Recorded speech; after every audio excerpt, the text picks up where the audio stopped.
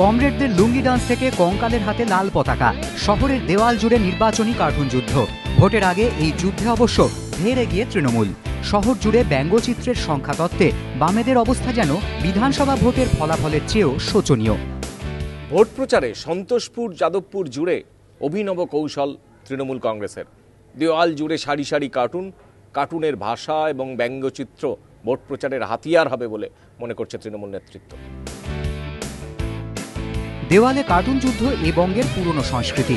গগনেন্দ্রনাথ ঠাকুরের হাত ধরে বাংলায় ব্যঙ্গচিত্রের যাত্রা শুরু। তারপর একের পর এক ব্যঙ্গচিত্র শিল্পী।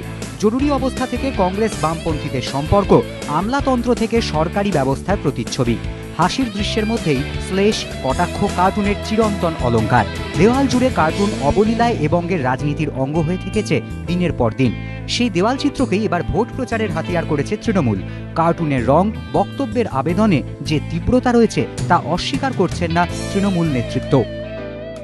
প্রত্যেকটা ওয়াল পেন্টিং যেমন রং, তেমন ডিজাইন, তেমন সার্কেল, ক্যান্ডিডেট যদি আমি প্রত্যেক ক্যান্ডিডেটকেও দেখি, ক্যান্ডিডেটের দেখে দেখাই, ক্যান্ডিডেট নিজে খুব ভাল লাগবে।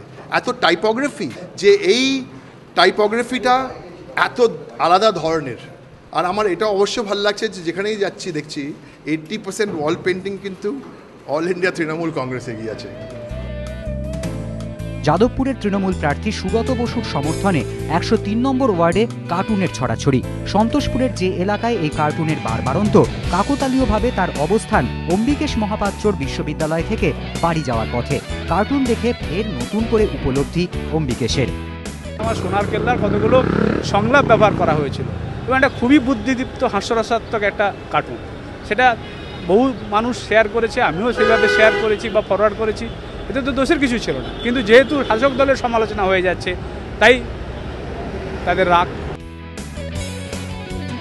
বিগত কয়েক বছর কার্টুনের সংখ্যা কমেছে দেওয়ালে দেওয়ালে, পরিবর্তে বেড়েছে সভা সমাবেশ, চড়া গলায় ভাষণ।